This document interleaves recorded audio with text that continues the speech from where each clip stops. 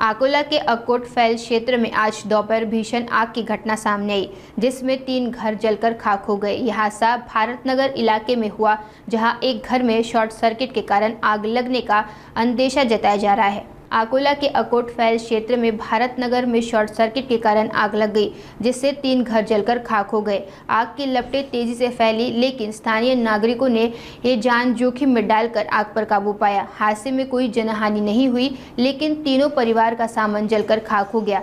आग का कारण इलेक्ट्रॉनिक पोल से शॉर्ट सर्किट माना जा रहा है। प्रशासन ने प्रभावित परिवारों को राहत देने का आश्वासन दिया है।